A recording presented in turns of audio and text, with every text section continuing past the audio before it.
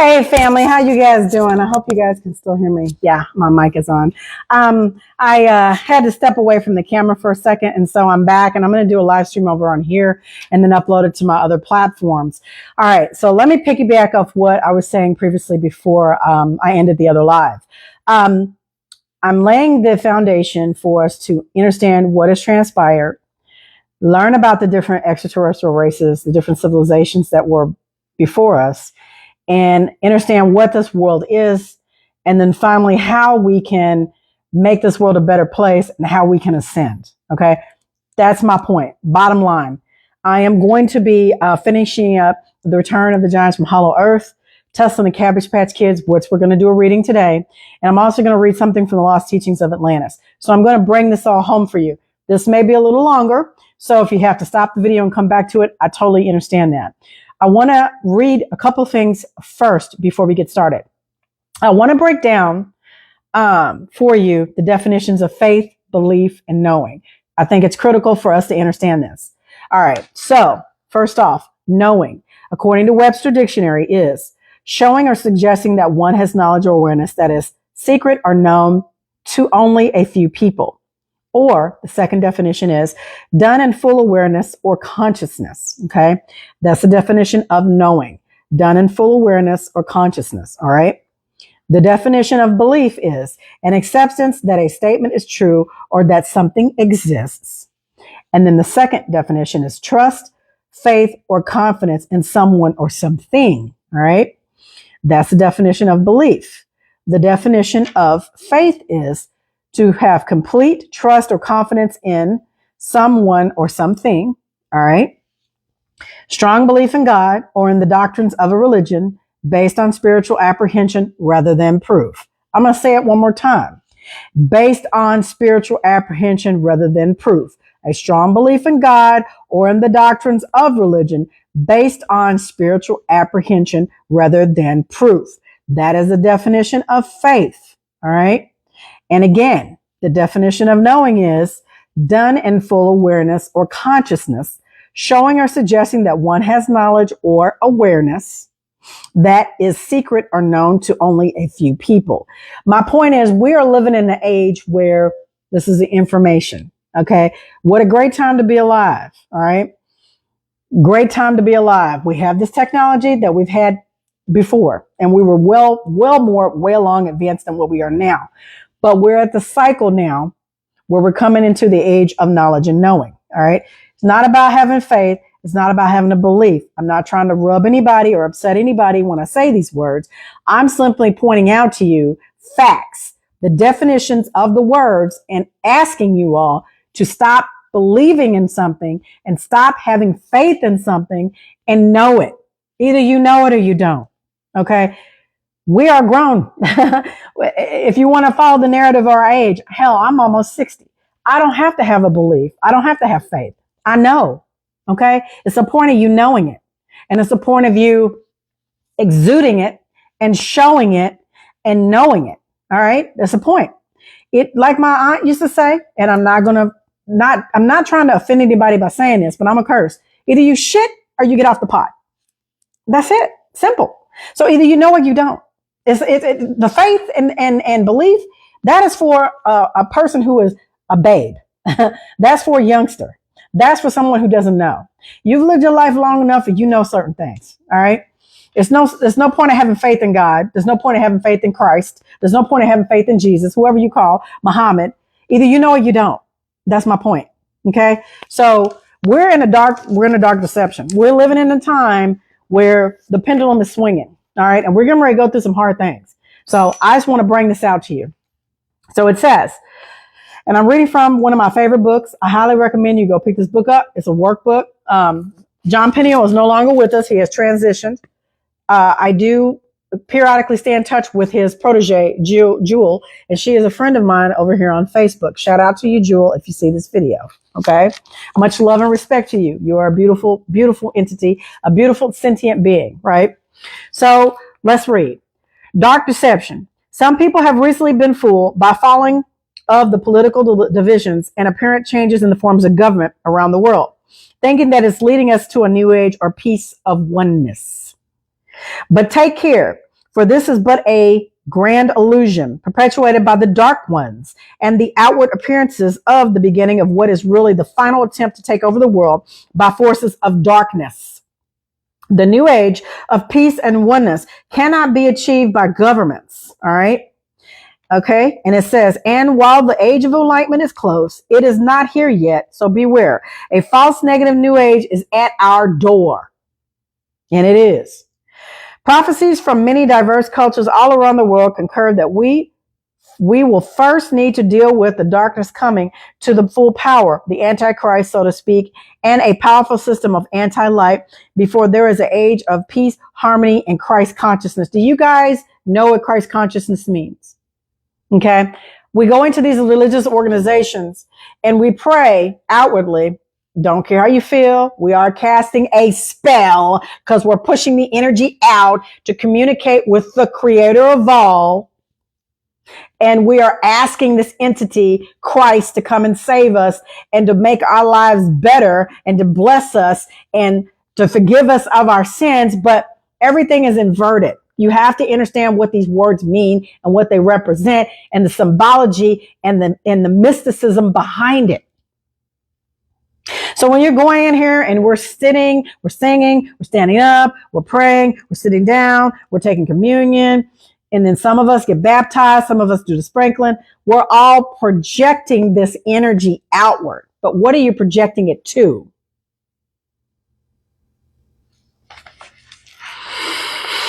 Christ consciousness. We all need to obtain that. We all need to strive for that oneness with the creator of all. It's not an outwardly thing, you all. It's inward. It's inwardly. When you go into these religious organizations, they're not going to tell you it's inwardly. You got to learn that. You got to understand that. I'm not telling you not to go to these churches. If that's how you feel and it's what you want to do, great. It's great for community. It's great for building relationships with people. But at the very point of it, you have to do the work yourself. No one's going to save you. You're kicking the can down the road. Yes, it's time to rip the Band-Aid off. It's time to put our big girl and big boy pants on. It's time of knowing, not belief, and not having faith. Either you know it or you don't. You got to save yourself. Okay? Just telling you. So we're going to have to deal with some harsh stuff coming down the pipeline, y'all. Okay? All right? We've done 6 resets. This is going to be number 7. This is it. You either do it, you either get through it, you don't. All right? Either you make it or you won't. Says, the prophecies of the children predict that also, but go a step further by stating that it is upon us now and starting to snowball. This you are seeing the beginnings of, and you will see it in full face in the very near future. We are about to see tyranny, oppression, and control, enslavement on a scale that is unprecedented. Our ancestors from 6 resets previously went through something similar, but this is the worst that it's ever been. Every time they have a reset, Claudio Naselli has told us in his works that it gets worse. And you can see it. You can see it. It doesn't take a mental giant to figure this shit out. It really doesn't. It's just nobody's connecting the dots. Like David Icke, got to be a dot connector. Just telling you. You got to see it for what it is. All right? So then it says, a helping hand will be offered to a collapsing world, a economically desperate world, a crime-ridden world, a hand that will welcome you and take care of you and make you a servant for the dark side if you grasp it. In recent years, Tibet has been systematically raped. Thousands upon thousands of Buddhist monasteries have been deliberately destroyed. Loving beings of the light have been tortured and killed. What do you think they're doing to these children? Why do you think they've found those passageways in New York, underground tunnels that our ancestors built, that these things running around here looking like they're human, but they're not, are utilizing and taking our children? If the United States really had an accurate count of how many missing children go missing every single year, people would stop what the hell they're doing and just be in awe. I mean, like dumbstruck. I'm telling you, it's much, much worse than what anyone could ever imagine. I'm not painting no doom and gloom, but we got to put our big girl and big boy pants on, understand the diabolical nature of what we're dealing with here. All right. Prayer and fasting is only going to do so much. Okay. I know I have people to say, oh, I'm going to let God take care of it. He going to work it out. But you have to utilize what God has given you, your God-given talents and your divine essence, your divine sentient rights as a being. But see, they want to take that away from us. And they have done a good job at perpetually poisoning us, changing the frequencies, putting stuff in our food and water, making men into women and women into men. No pun intended on my LGBTQ community, because I have family members that are like that. I'm not saying that. What I'm simply telling you is that you are more than the body that you claim to be. You got to see it for what it is. It's not about a belief. Either you know it or you don't. Let me finish. In recent years, they've killed they've unalived these beings, these peaceful, loving beings, all right? And this goes without saying. Loving beings of a light that have been tortured and killed. The destruction of Tibet, culture, and the people is well underway. The world has not acted to stop these obvious horrors. It is not even covered by the media. Why? The continuing decay of Earth's ecological system brings global catastrophes rapidly closer in a myriad of ways. Yet the world governments don't put an immediate halt to the many known causes of the encroaching global disease. They want to keep saying it's our fault. But these corporations are one of the biggest causes. BlackRock. I'm just simply telling you, when you start to go Google these Monsanto, when you start DuPont, when you start to go look at these corporations and what families head these corporations and what political bodies of government are in bed with these families, then you start to see the picture. Just trying to tell you. Last part. The governments don't put an immediate halt to the many known causes of the encroaching global disaster. Hate crimes and strange crimes by children are on the rise throughout the world. Obviously, something is very wrong. And the variety of popular ideas and approaches to dealing with this just makes for a great show while things continue to get worse. Everybody's pointing their finger, red and blue. I keep telling y'all, it's one bird with two damn wings. The same entity. They're just keeping us divided until we come together as a consciousness and move as one. This will continue. Okay. You got to go back within. You got to go within. The kingdom of heaven is within. Separate, selfish self is why we're dealing with all this shit. And we have allowed this stuff to happen. I don't care how you feel. Yeah, it was our ancestors, but we are our ancestors because we hold at least 15 different epigenetic memories and DNA within these avatar bodies. Somebody want to dispute that? Because I know I'm right on that. You want to dispute it? Just telling you. Something is very wrong. And variety of popular ideas and approaching to dealing with it just makes for a great show while things continue to get worse. There are no solutions other than spiritual. Most people believe that it actually is various political sides and totally different approaches opposing each other. But if there are really political differences, why is the outcome always the same? Why is it the same? Because we got entities steering us. And it's always been about corruption. It has. From the very top, from these non-human entities to the bloodline families, to the human lackeys and the corporations and the political bodies of government all around the world, to you and I. And it's all been for show. It's all been for a purpose and all by design to steal our energy and to harvest our bodies. Don't care how you feel. I'm being 100. This is not for kids. This is an adult conversation I'm having with you one-on-one. The person behind their phone, behind the camera. All right. Search yourself. You know, I'm telling you the truth. You know, I'm speaking the truth because it's coming out of me and it's not even me that's talking. It's a greater spirit. It's a greater entity that's in me that's telling you this. Like you need to hear this. Like you already know it already. So, I mean, it's like, what are we doing here? What are we really talking about? I'm just being honest with you. The stuff that I'm going to cover these next couple of weeks and months is going to make your head spin. And true enough, they probably will ban my channel at some point because I'm getting ready to get into the thick of the shit. Seriously. I'm just telling you. Either you see it or you don't. Either you want to know or you don't. Either you want to keep your head dug in the sand and you just want to go out like that and keep enjoying your life and watching football and parties and vacations and family get-togethers and church french fries and thinking when you die, you're going to end up in heaven, when you're going to be going down that long tunnel and you're going to be looking up at these entities. You're going to go, where the hell am I? What did I do? What's really going on? And then you're going to think about it, you're going to say, Niecy, baby girl Slaughter tried to tell me. And I wasn't listening to that shit. I wasn't listening. I wasn't trying to hear it because she sounds crazy. No, you need to pump the brakes and stop. I'm serious. You search yourself. You know this shit is true. I'm speaking facts. The reality is that things are way beyond there being any political solutions. There are no military solutions either. But there are solutions. We can change ourselves to be someone who is not contributing to the evils.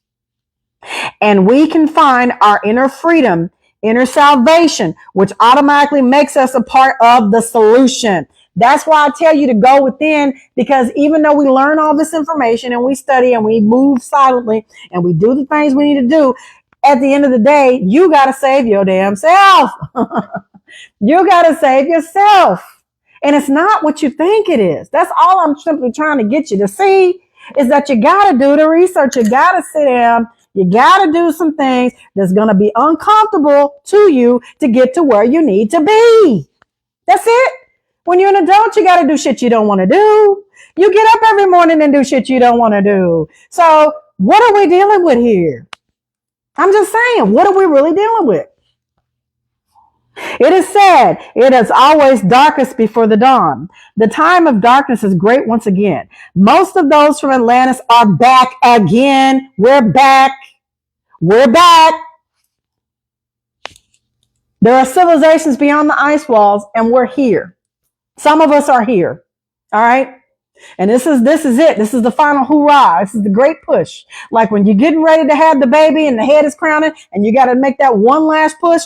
This is what we're dealing with right now. Either you're going to get it or you ain't. All right. I'm just simply saying, I'm saying in love to my aunties, my uncles, my sisters, my brothers, my cousins, my nieces, my nephews, my friends, people I've not even met, high school friends, close friends, former friends. I'm telling you, this is it. This is it. Either we do it or we don't. Either we shit or we get off the pot now. I'm just being honest.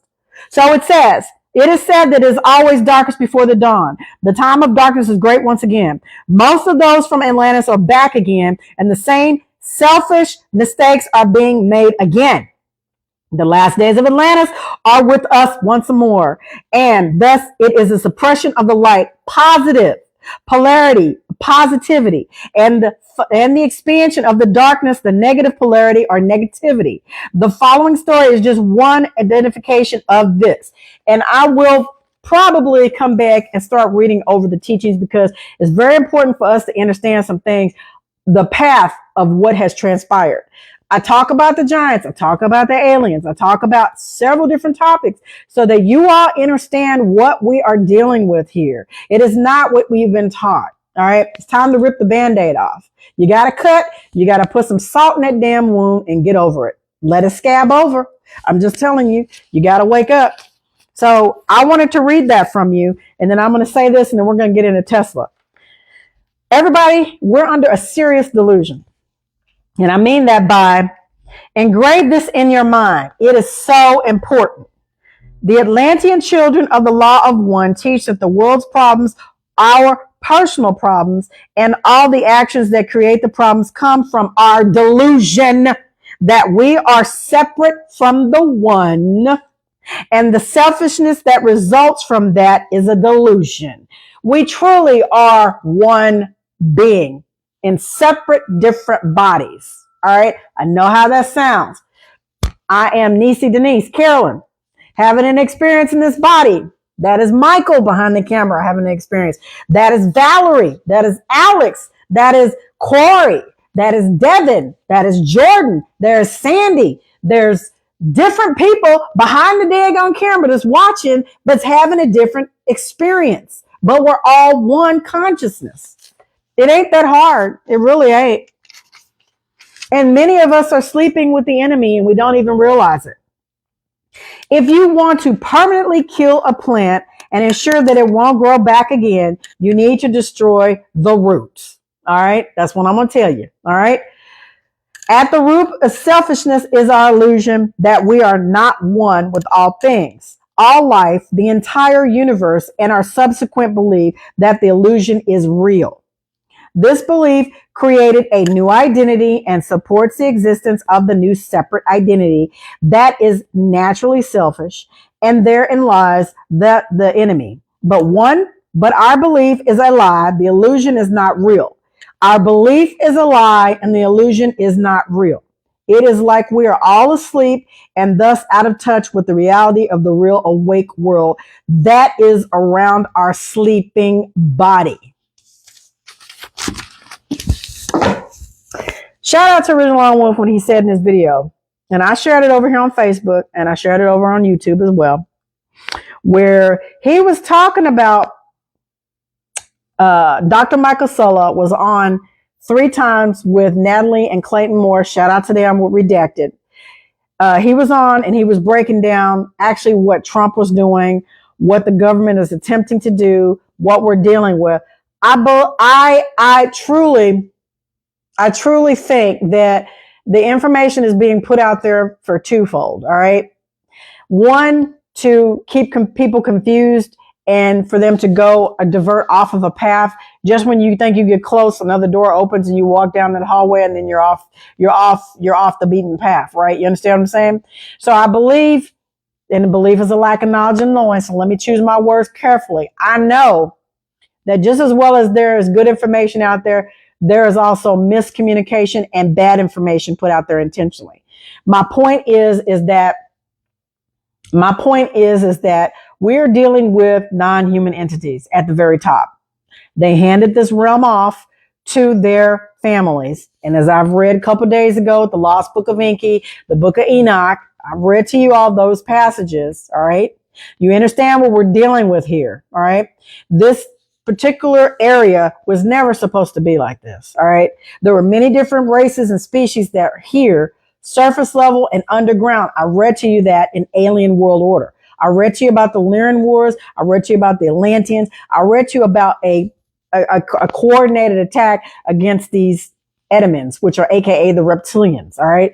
I'm just telling you, it's been a war for thousands of years and it's going to continue. But this is a last hurrah because I know that the Great Spirit is not going to let this continue because the young ones are being harmed, because you have innocence that is being taken and harmed. And that's not going to continue. I don't care what these entities have promised you. For those who are partaking in the bullshit, you're going to be held accountable for this shit. Just like I'm going to be held accountable and you are going to be held accountable for it. Because you're complicit in the bullshit. You're complicit in the lie. If you don't wake up, you are complicit in it. All right. That's why I tell you, you got to ascend. This is why I'm sharing the information. Putting the puzzle pieces together, connecting the dots and showing you. It's up to you to do the research. But what I'm speaking is pure facts. I'm not speaking no bullshit. All right. I'm just sharing the information and getting people to see that there is a problem.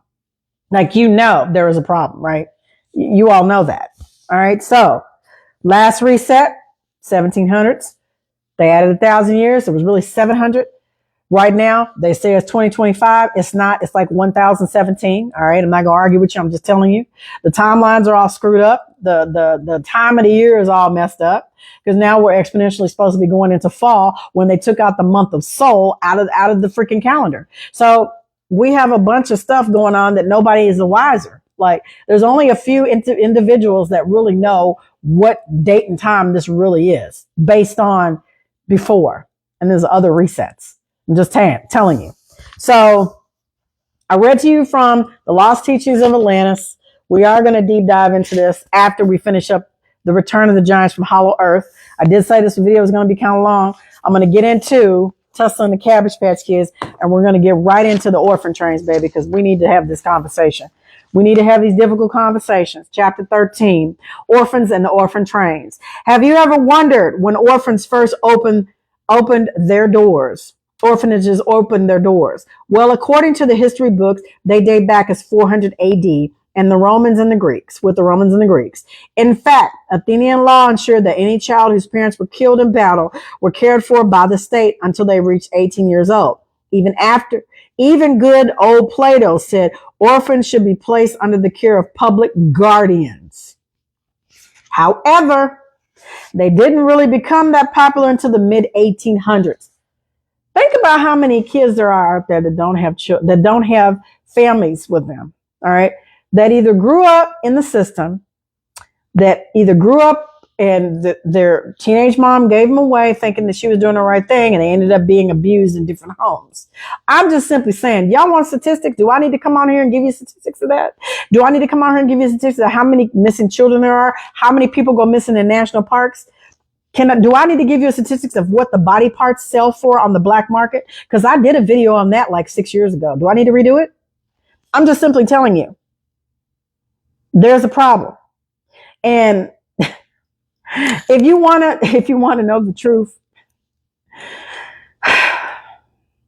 let me say this in the right way. The government is behind it. I'm just going to tell you, the government is behind it.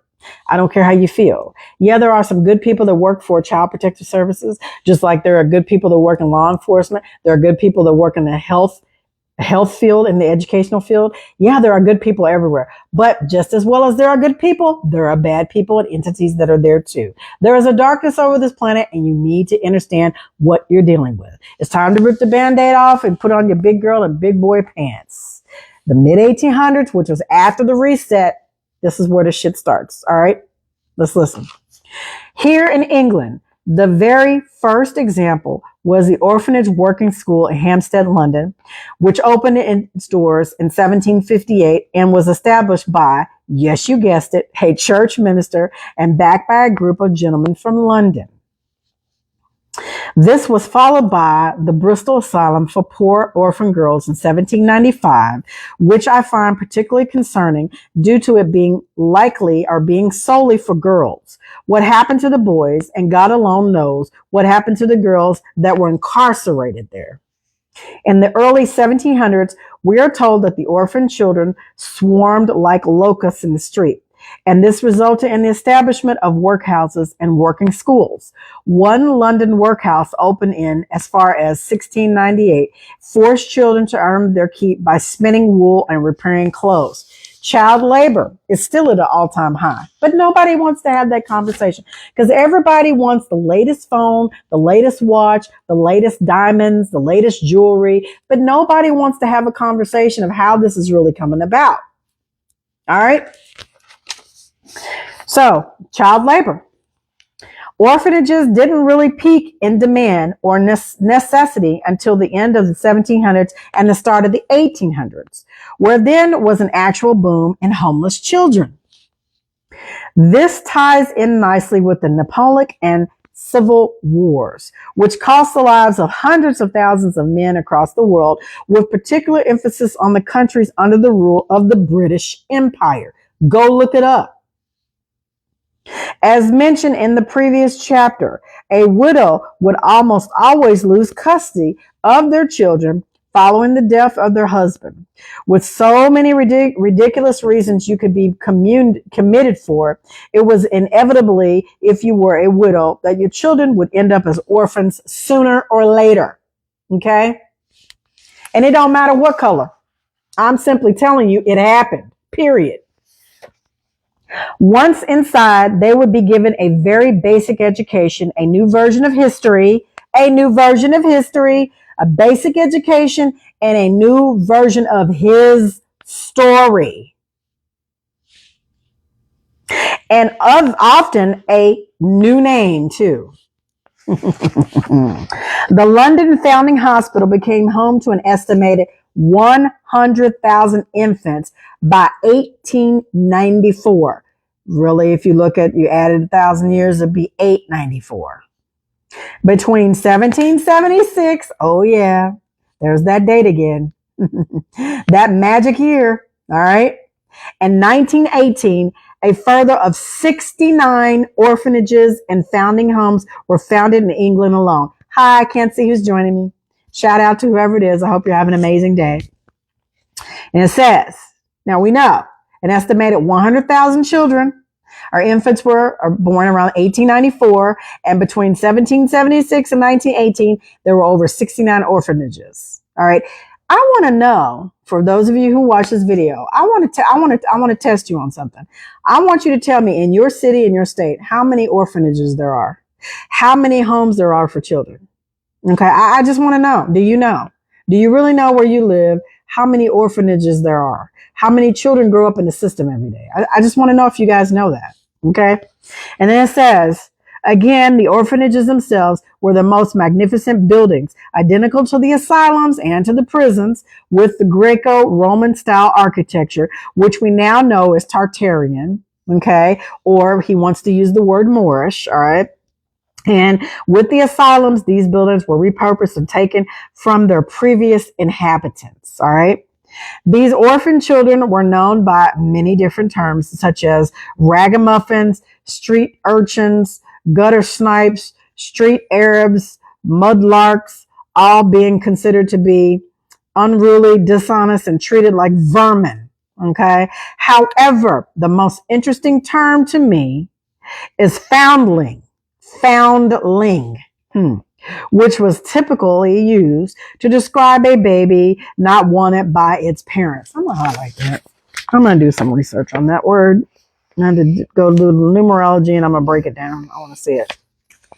However, it is far more likely that they were actually just taken from their mothers by the parasites under the guise of the church. Yeah. See, you know, when you do a lot of reading, especially with the founding of these three Abrahamic religions, do you realize how many people were killed in the name of these religions? And yet we have people going in there every Sunday, pretending that it's all good now and that everything's going to work out for the betterment of you because you're in this church and this is the true religion and everybody else is going to be lost and they're all going to die and they're going to go to hell. I'm just simply saying, if you know, you know. I'm being real. I'm keeping it 100 with you. Nobody wants to have that conversation. However, it is far more likely that they were actually just taken from their mothers by the parasites under the guise of the church. Foundlings and founded. We're going to keep that in the forefront of our minds. Foundlings and founded. When they assumed these identities and took over these buildings, right?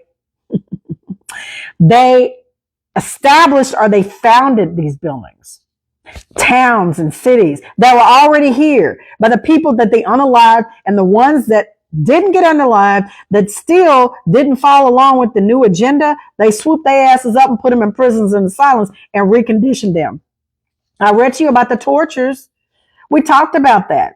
I didn't go into great lengths, but we talked about what they did to these people in these asylums. All right. And what they've done with these people in these prisons. I'm just telling you. Come on, connect the dots. However, it is far more likely that they were actually just taken from their mothers by the parasites under the guise of the church. Keep in mind, founded, and foundlings. Here are just some of the orphanages that were founded between the last reset of 1776 and the late 1800s. America. Masonic Widows and Orphans Home, 1867. 1869, Friends Asylum for Colored Orphans.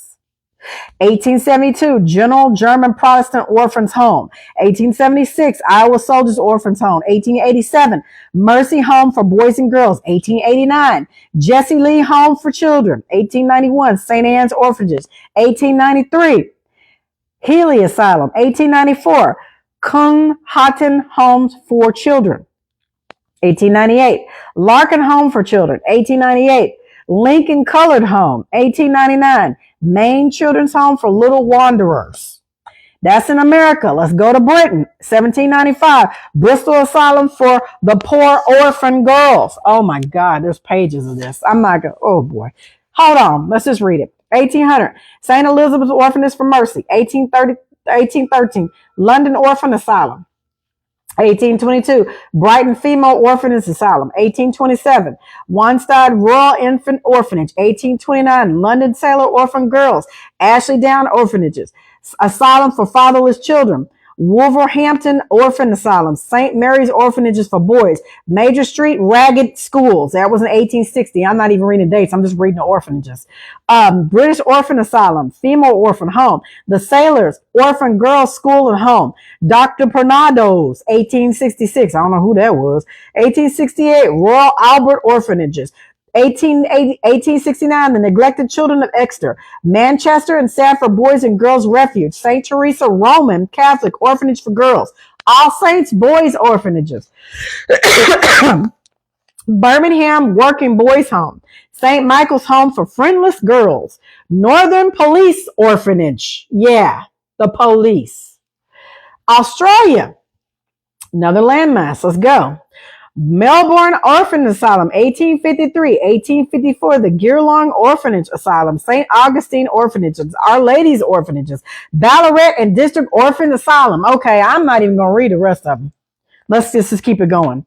In the Western world, nowhere seems to have had such a massive number of orphanages than America. And with the good old US of A now up and running, like a new business, a workforce was needed to keep everything fully operational. What do you think they did? See, you got to understand, America was already founded. This is the oldest place on this dome, on this planet. I don't care how you feel. There's more than enough research and history out there of alternative views that support this. And people know this to be true. It's a fact. All right. It is a fact. It is a fact. So when you look at here being ground zero and then going outwardly to all these other land masses and how they set up from everything here and they pushed it out to other places and locations. All right.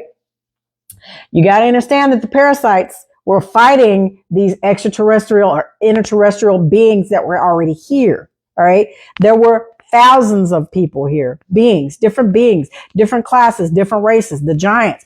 See, there was a time when everybody openly walked out in amongst each other. The cynocephali, aka the dog people, the cat people, the Lyrians. I'm just telling you, they were all openly out and everybody knew this knowledge. See, like Original Lone Wolf said this morning, what happened? Like, why is it now under the rug? Why is it all swept up? I'm telling you, the Atlanteans, we gave them a hell of a run for their money. And this is why they work so hard to diminish the Americas. Number one, they had to hide the truth.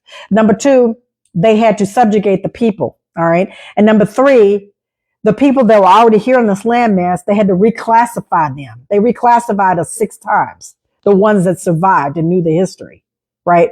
And we assimilated. Our families assimilated because at some point, I guess they got tired of fighting. I'm just going to be honest with you.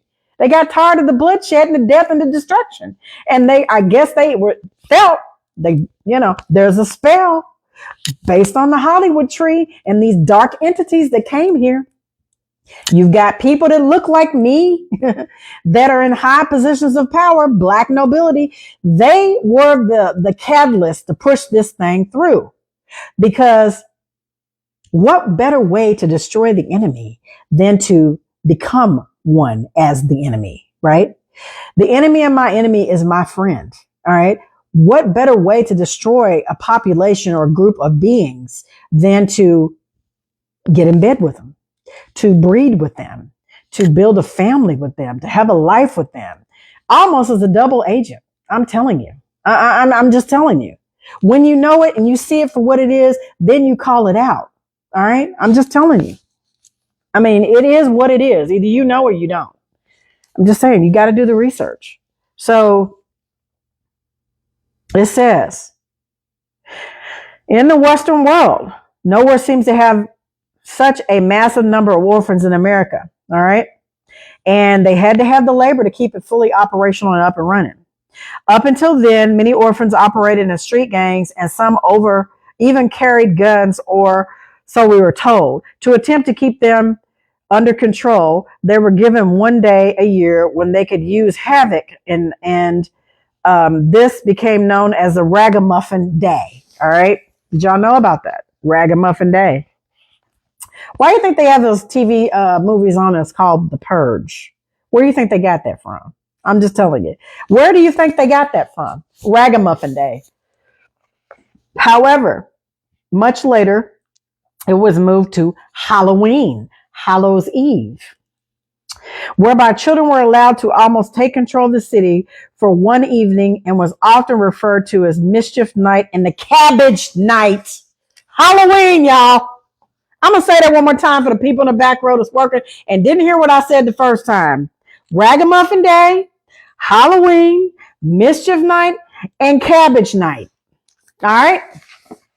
Cabbage Night was an old Scottish tradition whereby a girl will pull a cabbage from the neighbor's garden to divine the qualities of their future husband. Then they then threw this cabbage at a neighbor's door. Old pictures of this event would often show children's faces painted onto the head of the cabbage. I will expand upon this in the next chapter. The old fellows took control of the orphans in the heavily populated city of New York in 1853. Did we not read that that was called New Amsterdam at one time? Yeah, I remember me reading that to y'all, right? All right, y'all know they changed the names on everything. All right, I'm just going to tell you. This was not always known as the United States Corporation. And the United States Corporation only refers to a certain square miles within up north near DC. I'm just going to tell you. This whole continent is not the United States of America. Though you believe it is, it really isn't. And if you go look at the law, you'll see that. All right, just going to tell you. So it says the greatest showman in the world, P.T. Barnum, was given the task of how to redistribute these children across the country. Barnum was a founding member of the Old Fellows, a master Freemason, and lived in one of the most incredible Tartarian Moorish buildings in the whole of America. A picture can be found in the center pages. Barnum then conspired with Charles Loring Bryce to start placing out these children using the railway networks, which sent them to the Midwest in what is now known as the Old Orphan Train movement. There is a movie online. I posted it probably over a year or almost 2 years ago about the orphan trains. All right.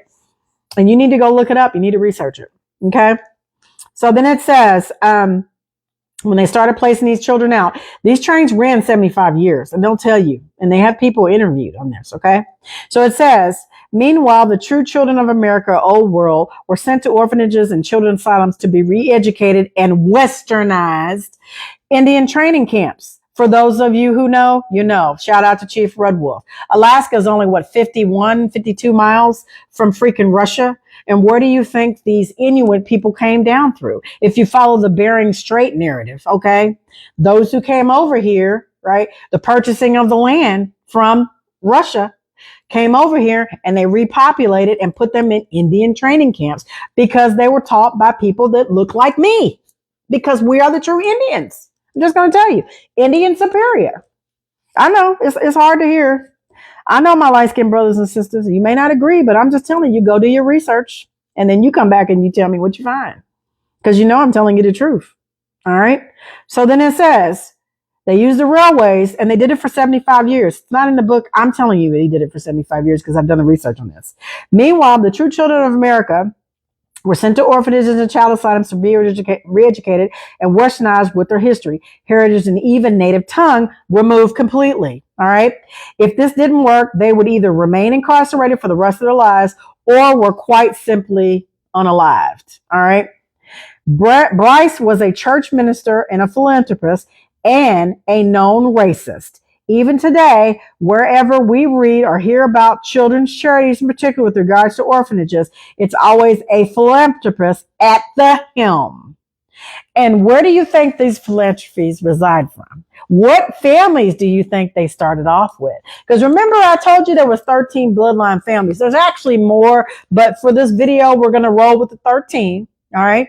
Look up who actually funded or founded these orphanages, who are philanthropists, who had tapped the government's ear, okay, politicians, who lobbied these politicians and got them into office by funding their campaigns, right? I'm just simply telling you, it's much deeper than what y'all could even imagine, all right? So then it says, now let's read now, okay? Because we're learning, so let's read. Even today, whenever we read or hear about children's charities, in particular with regards to orphanages, it's always a philanthropist at the helm. Just look at the big names involved with organizations like UNICEF and their links to Epstein, for example. All right. As a side note, you might be interested to learn that most Disney films are centered around an orphanage, as are many popular movies today. From Luke Skywalker to Harry Potter, however, the truth and real meaning behind these and many other films and stories, like Pinocchio and Snow White, for example, is not only extremely disturbing, but requires a far greater explanation than it is possible within one chapter. Therefore, it is my intention to write about this separately in the next coming months. Okay? All right. So then it says, given an identification number. Okay, wait a minute. Did I miss something? Hold on. Yeah. All right. No, I didn't. Given an identification number similar to a passport, children were bought, sold, and auctioned off like slavery. Okay. Off into slavery. Then sent to work on farms instead of the mills, mines, and chimney sweeps, ultimately replacing the Tartarian and Moorish adults that had been killed off, living in extreme poverty, or committed to newly established asylums. All right. Bryce despised non-Catholics and refused to assist or relocate non-white children too, hoping to repopulate and establish America as a quote unquote white nation. All right. Thus dismissing its real forefathers, the American Indian. All right. He has Moors, but we know that the Moors, it means several different things. And I'm not going to get into this long-winded explanation in the video. I would just simply say it alludes to great seafarers. It alludes to the color of one's skin. It also alludes to a country in Africa. All right. But you got to understand the context of when you're reading something. All right. It was American Indians. It was us, the Negroes. All right. That's what he's talking about. All right. So then it says, this gentleman wanted a white nation here in America, dismissing the real forefathers of the Tartarian, Aztec, and American indigenous descendants. All right. They were not only separated from their parents, but almost always will be separated from their siblings too, given new names and actually made to perform for their new owners, usually outside local Masonic lodges. It was degrading and would leave many of these children traumatized for the remainder of their lives. So you wonder why we got a bunch of sick ass crazy people running around here right now. I'm asking a question. What do you think is going to happen? If a child is raising themselves and they're having to fight for everything, what do you think is really going to happen when they grow up as an adult? Between 1854 and 1929, an estimated 250,000 children were transported by the train. All right. From New York and Philadelphia to the Midwest, which represents literally 6% of the population of the city during this period. Now you got to remember there was a great devastation with the mud flood, and there were some people that did survive. This is what we're talking about, the survivors of the people, and then they're still warring and fighting, right? And we're not even going to get into the cloning. All right, that's a whole nother video. I gotta bring that to the forefront. But we're just reading about this. But you got to keep in mind we're dealing with the orphans and we're dealing with so-called adults. All right, but you got to understand that there are beings that had incubators and babies. They could grow a 9-month-old baby in several weeks. You guys, I'm just telling you. All right, it's out there. The proof is out there. So when you know, you know. So then it says, at the same time, Britain was actually exporting children to Canada. All right. So you got the trains going back and forth to America. You got Britain doing its thing in Canada, and numbers estimated to be over 100,000. In addition to this, further 150,000 Aboriginal and Native Canadian children were also sent to orphanages and foundling homes. Some sources suggest that the total number of children sent to Canada reached 500,000 by the time the orphan trains ceased to operate. That's 500,000 children, y'all, with no adults. Today, the bodies of many of these children are still being discovered within the grounds. Italy received 425,000 infants from the Great Tartary between 1852 and 1860, which was orchestrated by the Vatican. Spain received another 32,000, as did Portugal, France, having suffered severe losses during the Napoleonic Wars, estimated that of the children born just in the year 1875 alone, precisely 93,000 were abandoned by their parents. Unlike the other countries that received children, Australia remains the one that is still shrouded in mystery. We are told that England sent convicts there to repopulate the New World, and from 1788 to 1868, more than 162,000 convicts were transported there, with around 7,000 arriving in 1833. However, the cages used to transport these prisoners and the cells that they were placed in upon their arrival are quite frankly too small to fit a fully grown adult inside. Most are at best not much bigger than a puppy crate, and therefore it is widely accepted amongst the Tartarian research community that it was children that were sent there. In addition to this, between 1910 and 1970, over 7,000 children between 3 and 14 years of age were transported to Australia as part of Britain's child migrant program. Promised a better life and loving families awaiting to adopt, most were instead delivered into institutions where large numbers suffered abuse. And you wonder why these adults are running around here today, confused and effed up in the brain, while we have mass murders and suicides.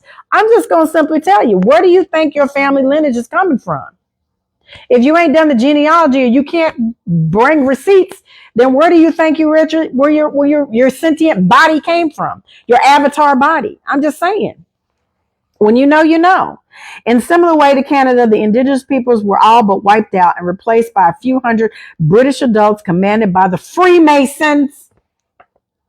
Then given the task of reestablishing and repopulating Australia. And what do you think they did to these young girls that just started coming into their cycles, their menstruation cycles, and into puberty? They breeded these girls to have children. There were baby farms, breeding farms. There's movies out there to show you that. They put it out there on TV for you to see it, but most people think it's just fictional, it's Hollywood, because you're under a damn spell and you don't know no better. Just telling you, this is not for kids. This is not for entertainment purposes only. This is not. This is education. This is showing you the truth, okay? And getting you to see things for what they really are. So it says, this was commanded by the Freemasons, thus given the task of reestablishing and repopulating Australia. At their disposal were thousands of innocent children, many of whom had committed no crime, nor were they orphans. They were simply the children of parents in England. They wanted them to have a better life for them. Okay. However, as shocking as these figures are, nowhere has such a huge number of orphan children as Russia, the former capital of Tartarian empires. What they say, capital was here in the Americas. Okay. It was on every continent. I'm just going to tell you. So it says by year 1920, this country had approximately 7 million children living on the streets or in abject poverty. Foundling homes in St. Petersburg and Moscow began to receive 10,500 children a year from across the Tartarian Empire. I'm going to tell you something. When you do your genealogy, and if you can't go past like the 1600s, the 1700s, you stop, because that's where this reconstruction happened. And that's more than likely you have some Cabbage Patch in your families. You have orphans in your family somewhere. And that's no pun intended, and I'm not trying to shame anybody. I'm just simply getting you to understand when you do your genealogy, you only go back so far. This is why. This is why. Because they had records. They had records of everything. I'm telling you. And if you are not able to find the records, then there's a reason why. Okay. And it's because of the reset. That's all I'm going to tell you. Okay. So it says, England remained the only country to have exported children that were not orphans and were actually seized from families whose only crime was poverty. Home children was the child migration scheme founded by Anne McPherson, a Quaker and yet another philanthropist in 1869. I'm going to highlight her name because we're going to do some research on her ass. Okay. And she was a philanthropist in 1869, under which more than 100,000 children were sent from Britain to Australia, Canada, New Zealand, and South Africa. The program was largely discontinued in the 1930s, but not entirely terminated until the 1970s, a year after I was born. The children that survived the orphanages and foundling homes were to become the workers of the industry of the Revolution, and they also would unknowingly repopulate the world to what we see today. However, demand for more increased. Another tactic was required, and thus quite literally was the birth of the Cabbage Patch Babies. As mentioned earlier, I find it strange that there is such an incredible focus within film studios and writers placed upon the orphans. Disney alone made 56 of 140 movies were of the main characters as orphans. What was Walt Disney's obsession with his parentless children? It has even been said that the tunnels underneath Disney theme parks aren't simply for staff to move around and the park quickly, but actually for the abduction and rapid trafficking of children. But I'm yet to see anyone substantiate that claim. I'm going to tell you, oh, hell yeah. It's not even about a belief. If you meditate and you fast and you pray, that insight will come to you, baby. You are tapped into the divine consciousness, whether you know it or not. It's streaming 24/7. You just ain't on the right channel. That's all I'm saying. For you to know, you know. This last part. All right. It says there are just a handful of well-known blockbusters, which again feature an orphan in a leading role. Star Wars, Luke Skywalker, Tarzan, Harry Potter, Superman, Batman, Spider-Man, the Hulk, James Bond, Oliver, Terminator, Sarah Connor, John Wick, The Avengers, Tony Stark, Nightmare on Elm Street, Freddy Krueger. So what is it with Hollywood and orphans? We've all heard horror stories about children being abused on the casting couch, and some might have heard of the Pizzagate scandal and the Diddy scandal and the Epstein scandal. Centered around a restaurant in Los Angeles, that's the Pizzagate, frequently frequented by several big celebrities and very wealthy figures called the Cosmic Pizza. I've not even touched upon the abuse received by the children committed to these convents at the hands of the Catholic Church. That's another side of it. All right. Now, I've read chapter 12. Okay. We got chapter 13. Let me see how long this is. I don't know how long I've been on here. We've talked about the orphans and the orphan trains, and now we're going to get into the repopulation of the Cabbage Patch Babies. All right. I'm going to go ahead and roll with this, you guys. We're on a roll. All right. Like I said, this is going to be a long video. Might have to pause it and come back to it. I'm going to keep going. All right. Chapter 13, repopulation of the Cabbage Patch Babies. When you search for the term Cabbage Patch Babies online, you will also often see the repopulation of the cloning too. There is a very good reason for this, which I will explain. All right, here's a picture. Mine Unveiled, another good YouTube channel. All right, here's a picture on the back. Here's the babies, and the adult couple coming in to get babies, to work on the farm, to work, to raise, to have family. I'm telling you, breeding centers. All right. First of all, we're going to go back to the time of the very first narrative film ever made in 1896, and Alice Guy. You can look at it. It's a silent film. Alice, literally known as Alice Guy Blanchet, was a pioneer in the French filmmaking. Born in 1873, she is remembered as the first person to make a narrated silent movie, and not only produced, but acted and directed too.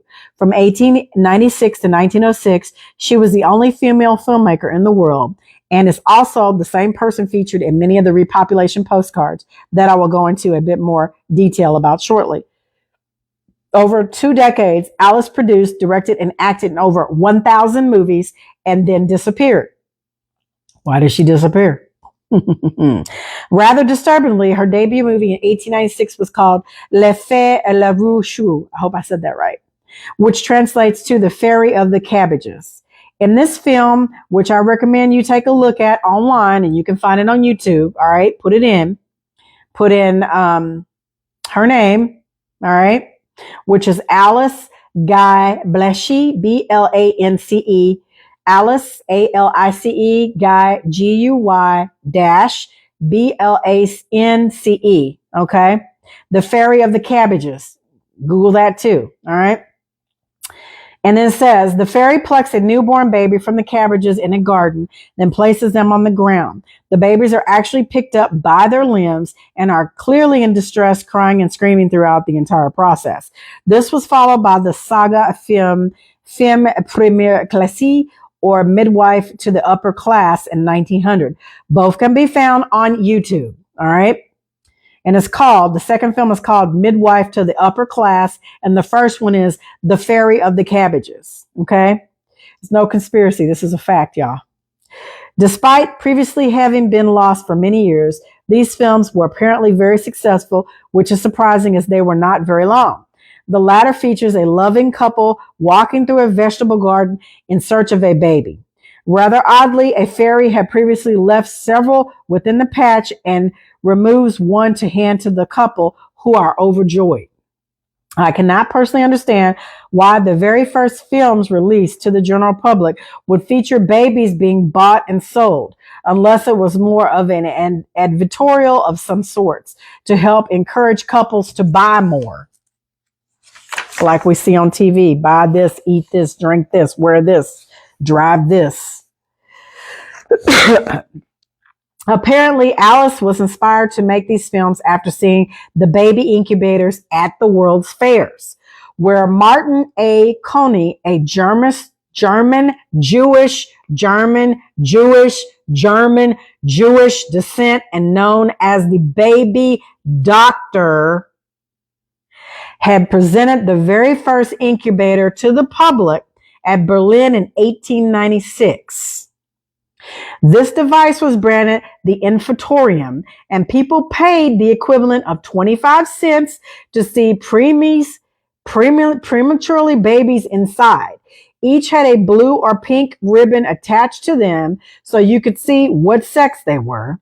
Oddly, before they went inside the incubator, they were given a shot of brandy. Kearney, who wasn't a qualified doctor, traveled with his sideshow to the exposition in London in 1897, followed by Buffalo in 1901. He never left America, continuing to display the babies, which included twins, triplets, and quadruplets, until the early 1940s.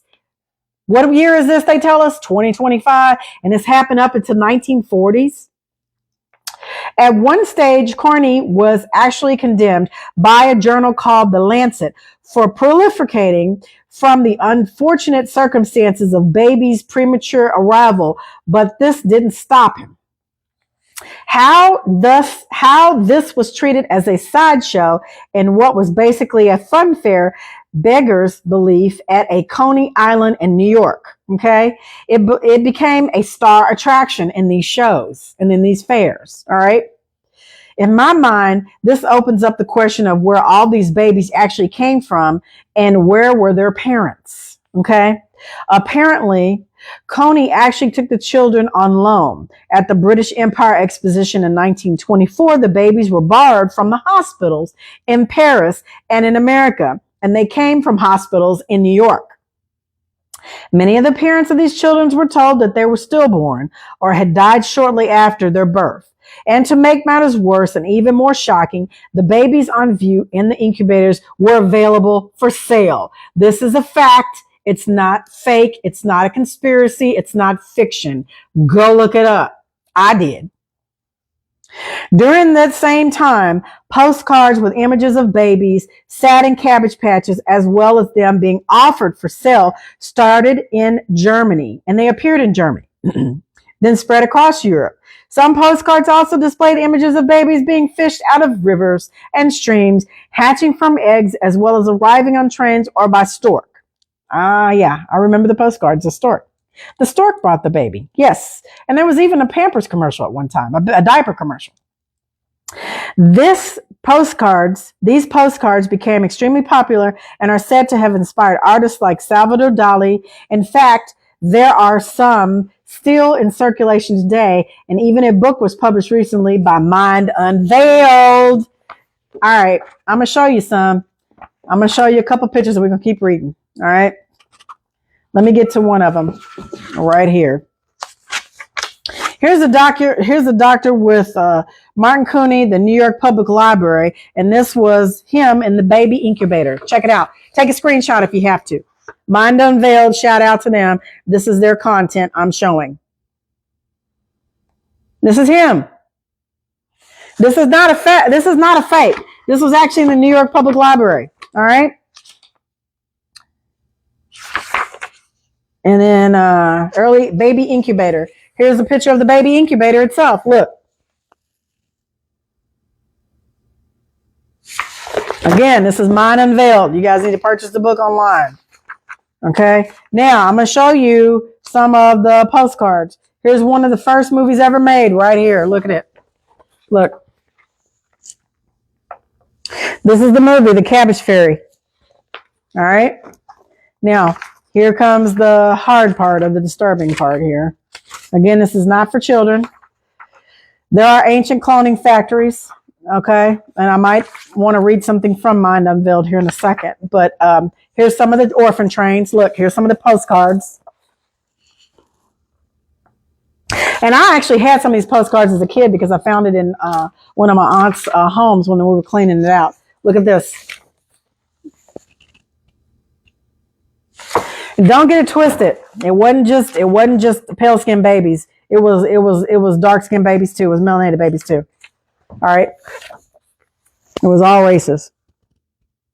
But primarily you have more light skinned or pale skinned babies. Okay. You do. And it's because of the incubators, because they were cloning the babies. Here's some more postcards. Look.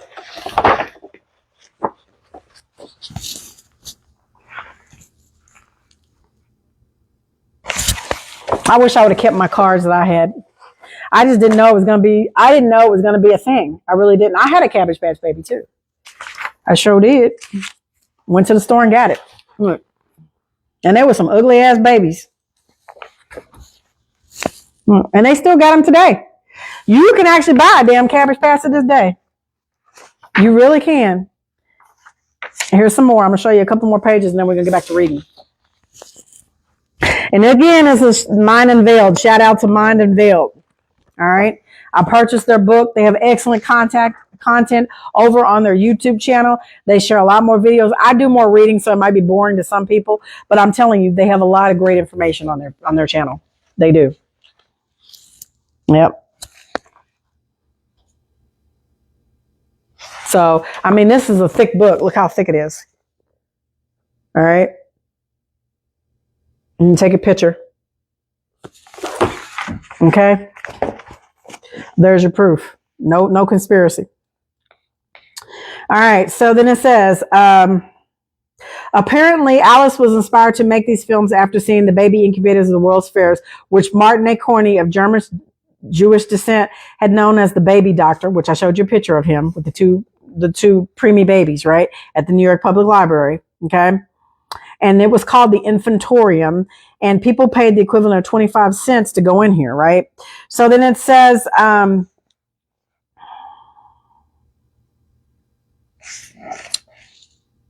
during the same period, postcards and images of the babies set in Cabbage Patches, as well as them offered for sale, started to appear in Germany, then spread across Europe. Some postcards also displayed images of babies, which I did show you, being fished out of the rivers and streams, hatching from eggs. These postcards became extremely popular and are said to have inspired artists like Salvador Dali, and it went all the way up to the 1940s, right? Several actually state quite clearly that the babies are for sale, which is why they are also become known as the Repopulation postcards. Okay.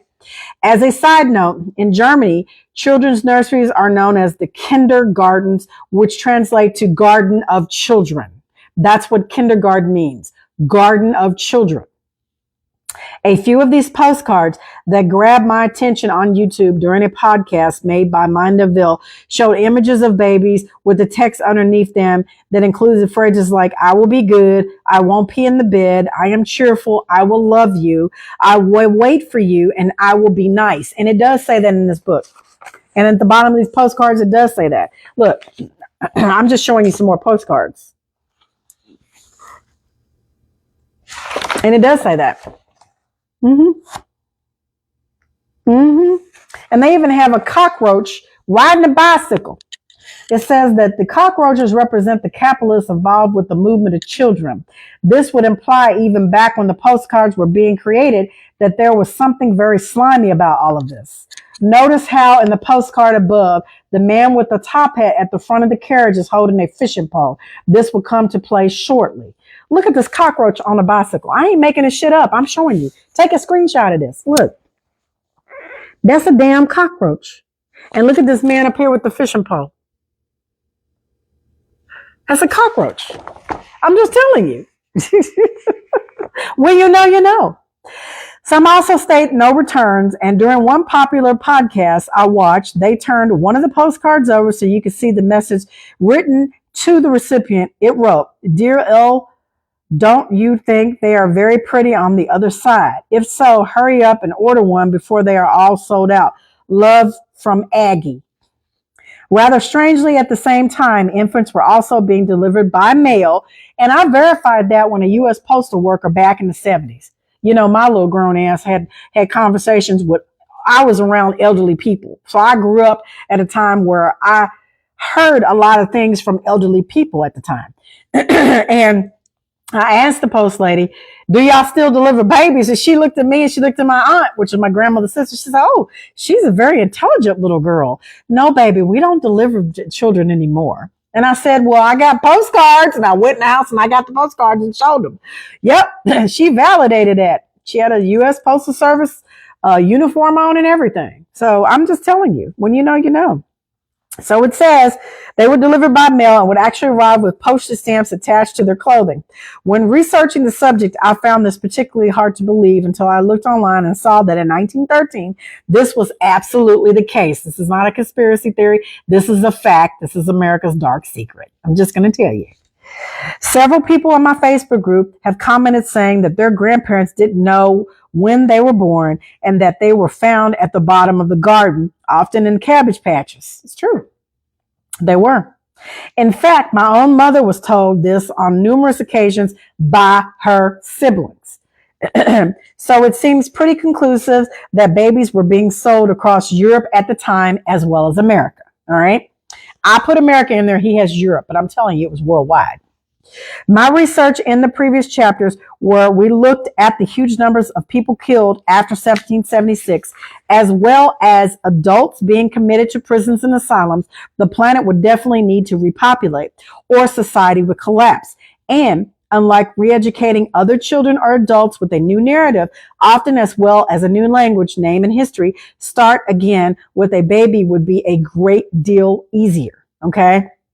However, the orphans left by those removed from society would have not been anywhere near enough to reestablish every major city and town in the world. Europe, so where did these babies all come from? And it says, many theorists on this subject believe that they were cloned, and whilst it was well then known that it is possible today, was it back then? I often wonder about the scientists that cloned Dolly the sheep in 1996. What did they do next? What would you do? Did they simply pack away their equipment and conclude their research there? And then did they try something else next? Perhaps a monkey or an ape, or example. My guess is that sooner or later you would try cloning a human being. But what compelled them to clone something in the first place? If they did not expand to human experiments, I wonder what happened, and if successful, how many times do they do it, and where are these people today? Moreover, is it still going on? Yes, it is. Then there are the doppelgangers, which means someone who looks spookily like you, but isn't a twin. Originally, this was a type of ghost and is a German descent, literally meaning double walker, as in a ghost or a shadow of yourself. It has often been considered a bad omen or a sign of misfortune, but I don't know why. Perhaps because you just realized in your subconscious, at least, that there have been made thousands of the same clones after the last reset, and that somewhere on this planet, probably within the northern hemisphere, there are people that look just like you and your parents too. I find it strange, but definitely not coincidental, but that this term or phenomena in mythology, it is and actually considered to be a paranormal phenomena. stems from Germany, just like the postcards, but I'm slowly starting to truly believe that there is no such thing as a coincidence. And there's not. There is no such thing. I have enclosed a few images for you to ponder over and highly recommend taking a look for yourselves online. And if you want to see it, if you're a doppelganger, you can use Google Lens or iOS or Android to do so. All you have to do is upload a clear headshot of yourself, then let the app do a search of any images that look like you. Select visually similar images to scroll through the results that come up, and then sit back and wait. At the same time, maybe ask yourself why this is possible and why Google even offers such a service. The Sumerian text and the Epic of Gilgamesh clearly state that the first man, Adapa, was a result of using primitive Neanderthal mixed with the DNA of the Anunnaki, and that their early attempts failed as they couldn't reproduce. However, once they tweaked the chemistry, the Anunnaki were able to mass produce humans as we know them today. And that's a truth. And basically, that's you and me. And that's true. Now, some of us, like I said, came from beyond the ice walls. And then there are some of us that were created through this mixture of DNA and the chemistry. And I can tell you that the birth of the first Adapa, the first human, okay, the perfect one, the Anunnaki females actually impregnated themselves with the eggs because they attempted to do this experiment multiple times and they came up with different types of species. And they were in a lab drinking and they were drunk and they were laughing at it because one person only had one eye and then one ear and then one leg or, you know, 3 arms. I mean, the chemistry, their admixture was off and they were laughing about it. I'm just telling you, you got to read the tablets. All right. So then it says, in addition to the Cabbage themed postcards, there are also several French examples that specifically state repo or repopulation. Repos or population at the top of the Céleste de Repos Habitat Medidaire. I don't know. My French is not, it's horrible. I now fought Repopulation Mon Sherif at the bottom. You can guess what the former means. The latter translates to, it's a weekly rest day. We need rest, my wingling chef. Okay. This particular postcard depicts a man putting a cabbage and rose seeds into a machine that he then turns the handle and resulting in babies popping out and landing in a lady's apron. There is also a clock with a time set at midnight. Unlike the Cabbage Patch themed cards, these are very specific to repopulation and not one shows a baby entering the world in traditional way. I've included images of these postcards in the center pages.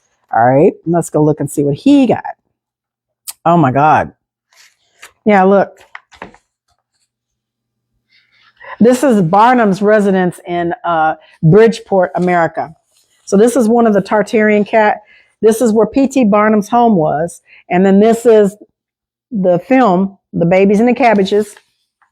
Here's the incubator machine. Here's some of the people going into the fair. All right.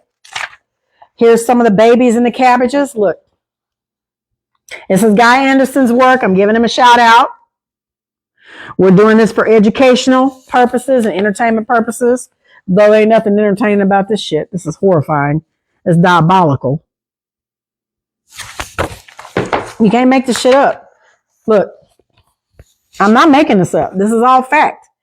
These are real live postcards that were handed out at the World's Fairs, and they had these machines there, and you could buy your children there. I'm telling you. This is no conspiracy. This is truth. Nobody wants to talk about this dirty little secret. Everybody wants to shush shush. And here's the cabbage in Russia. Look at the Cabbage Patch. Look at the children working. Look at the little soldier. Look at the little boy. I'm just telling you. When you know, right? When you know, you know.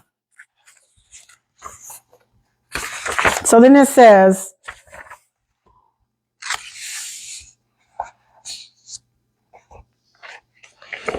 babies being presented or displayed amongst cabbage patches could well go back to the biblical time of King Herod and the massacre of the innocents. If you are unfamiliar with the story, Herod was searching for the newborn Yeshua and decided to kill all infants in the land in the hope that one of them would surely be him. To avoid this, many worried parents hid their babies in crops and fields amongst the vegetables to be retrieved later.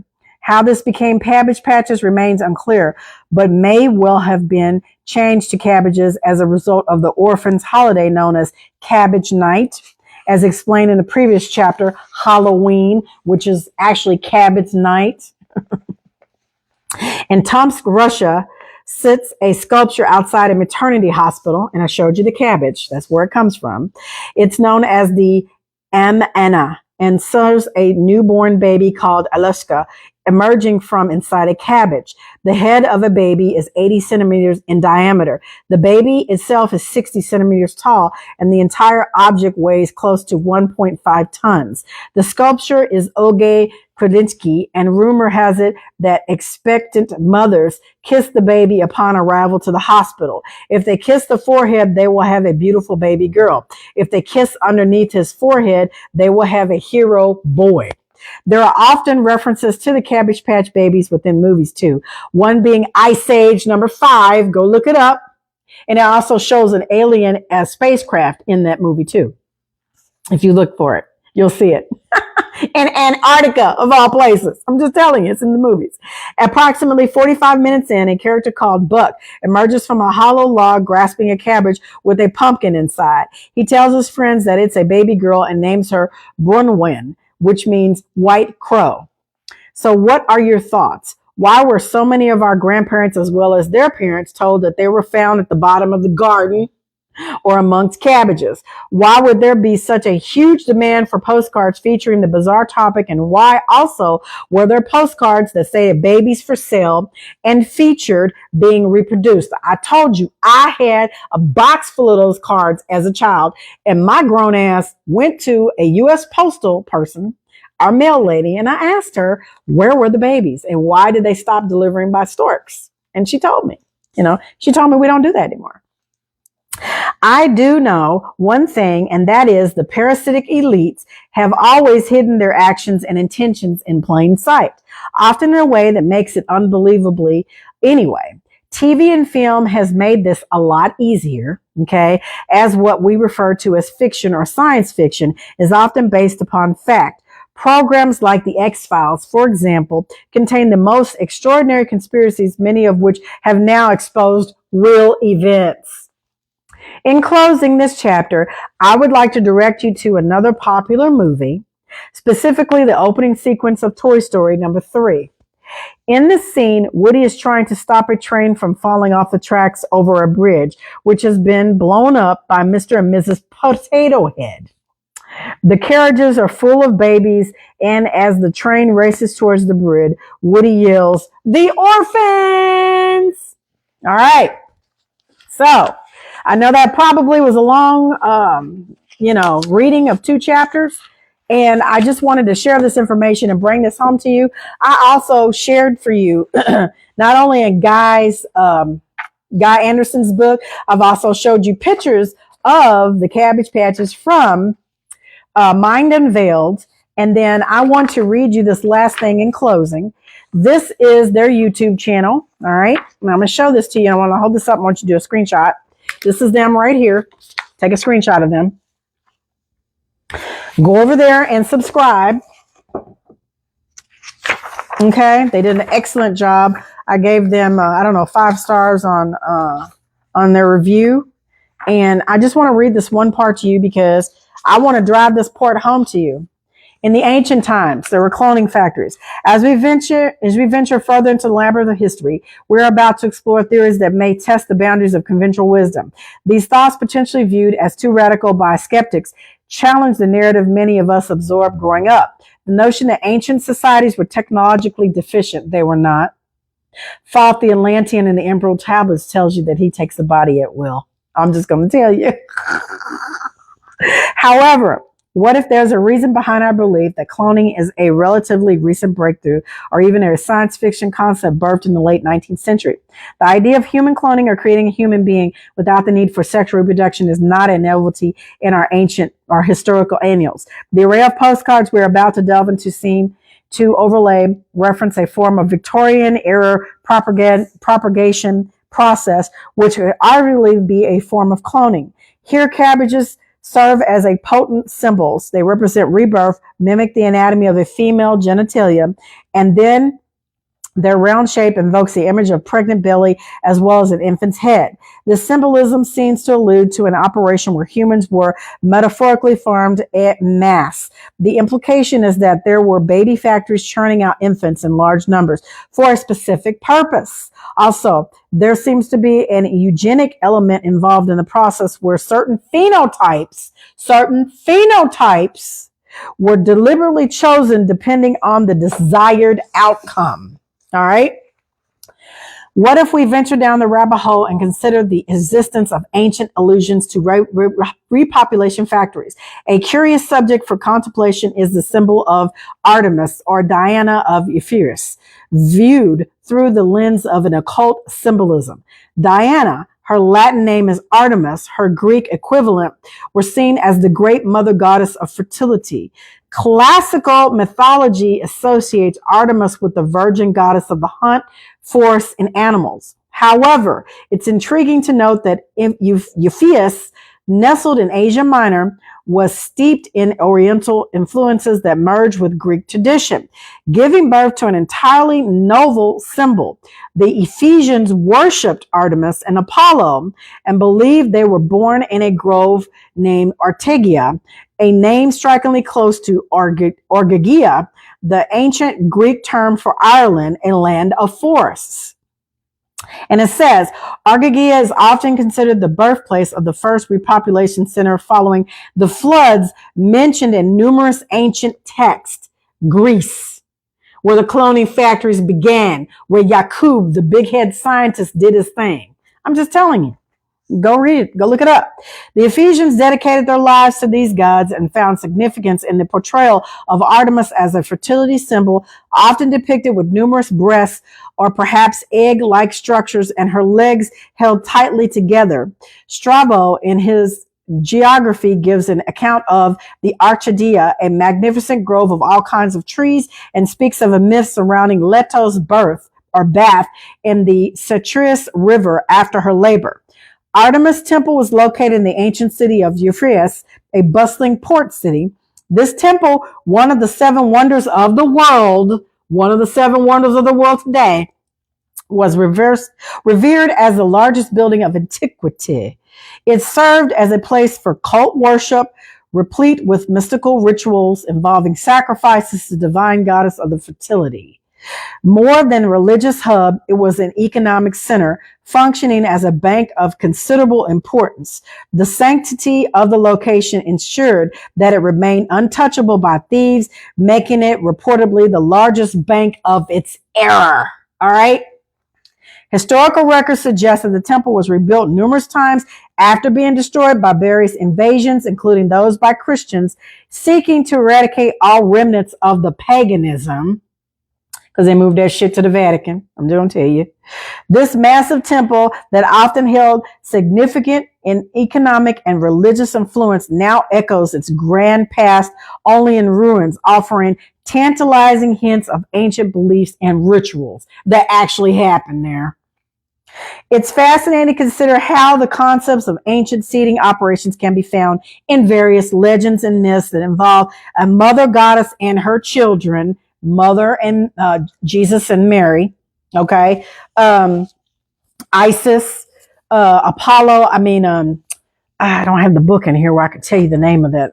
I don't have the Lost Book of Inky, because I could tell you the chief medical officer. I think it was Nim Herzog, who is actually Isis. I'm just going to tell you that's where they get it from. Okay, they get it from the Sumerian text. They get it from the ancient text. All right, and it says. It's fascinating to consider how the concepts of ancient seeding operations can be found in various ancient legends that involve a mother goddess and her children. While these histories are often disguised as myths, The myths are true, and the history that we know now are lies. It's false. The myths are real. It's inverted, okay? It says the myths, there are various pieces of evidence that suggest they may have been more basis in truth than we typically believe. For instance, in Timaeus, Plato's most esteemed work, he discloses a secret of cycles and resets of advanced ancient civilizations, revealing that there has been more than one deluge. There's been up to 6. We're on the 7th right now. All right. He states in the first place, you remember a single deluge only, but there were many previous ones. And the next place, you do not know that there formerly dealt in your land the fairest and noblest race of men which ever lived, and that you and your whole city were descended from a small seed of a remnant of them which survived.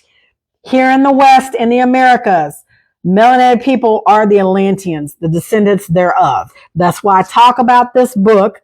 And I'm going to say, not only were the melanated people, there were also light-skinned brothers and sisters as well. You're not excluded from the debauchery. You were part of it too. All right. I'm just going to tell you, it's not about a race thing. I'm just simply speaking the fact and the truth. Whether or not you understand it and you come to terms and grips with it, that's a whole nother story. So then it says this last part, and I'm jumping off here because I've been on here a while. At first glance, one might dismiss the assertions as merely literary devices. However, Plato reiterates these ideas. Solon marveled at his words and earnestly requested the priest to inform him exactly and in order about these former citizens. You are welcome to hear about them, Solon, said the priest, both for your own sake and for that of your city, and above all, for the sake of the goddess, who is the common patron and parent and educator of both of our cities. She founded your city 1,000 years before ours, receiving from the earth and the Hepratis the seed of your race, and afterwards she founded ours. Later in this book, the discussion takes an alchemical turn, describing the creation of man using similar terminology. The narrative involves the seeds or marrows of humans. All right. When they say they take a rib from Adam and they created Eve, just the DNA. All right. And the marrow is where it comes from. All right. They don't tell you. Of humans using the elements of fire, water, air, and earth as building blocks. We are 666, 6 electrons, 6 protons, 6 neutrons. Enoch is another version. Energy, nitrogen, oxygen, carbon, hydrogen. It is us. Just going to tell you. It's perfectly clear if you know what you're reading and you understand it, right? So then it says, the narrative references a garden, and the creation of man appears as a deliberate, guided process, not unlike gardening or farming.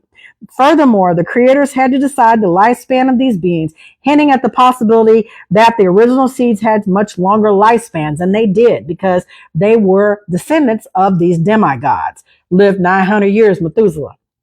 After not the last flood, but one of the deluges, we were taken down from 900 to 1,000 years to 120 years by tampering with the number 2 chromosome, which they added ad filters or telomeres. They cut the telomeres and they tied them in shoelaces and added this admixture. And that's why we have the degradation of aging now. Most of us don't live to 120 years old now.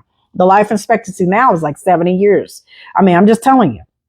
And it's because of the number 2 chromosome, which they tampered with. And I can send you genetic research and papers that show you that scientists said this is natural. This is not a natural evolution. This was done intentionally in a lab because we were spliced. Just telling you. Some of us were. I'm just telling you.